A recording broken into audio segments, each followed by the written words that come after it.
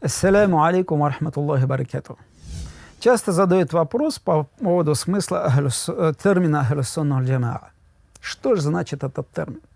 На самом деле, ни во время пророка, ни во время сахабов этого термина не было.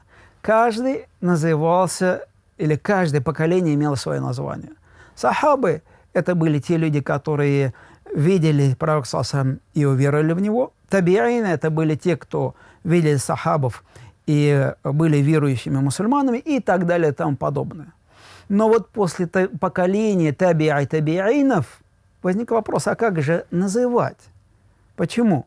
Потому что третье табиинов это было бы довольно сложно.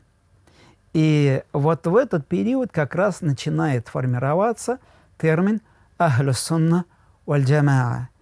И мы его переводим как последователи сунны и согласия. С сунным, я думаю, все понятно. Сунна пророка саллаллаху алейхи ва саллям. А вот по поводу согласия, джамаа, коллектив, то имеется в виду не каждый коллектив. Имеется в виду именно джамаа, именно та община, которая была во время пророка, саллаллаху алейхи ва саллям. И кроме этого, пророк саллаллаху алейхи ва саллям в одном из своих хадисов сказал: «Хайруль куруни карни, сумма алладзина ялунахум, сумма алладзина ялунахум».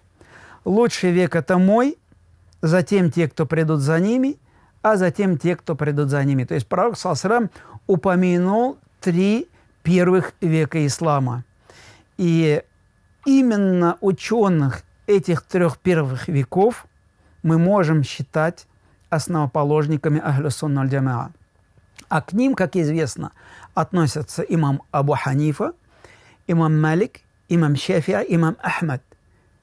Это в вопросах фикха. В вопросах акиды тоже сложились свои школы. Их было 2. Школа имама Абу Мансура аль-Матуриди и школа имама Абуль-Хасана аль-Аш'ари. То есть, таким образом, Ахлюс-сунна валь-джамаа – это те, кто следует за этими 3 поколениями. Ахлюс-сунна валь-джамаа – это те, кто следует за салаф, за праведными предшественниками. Ахлюс-сунна валь-джамаа – это последователи школы Матуридия Аш'ари в вопросах акиды и последователи Абу Ханифы, имама Малика, имама Шафи'и, имама Ахмада ибн Ханбаля в вопросах исламского права.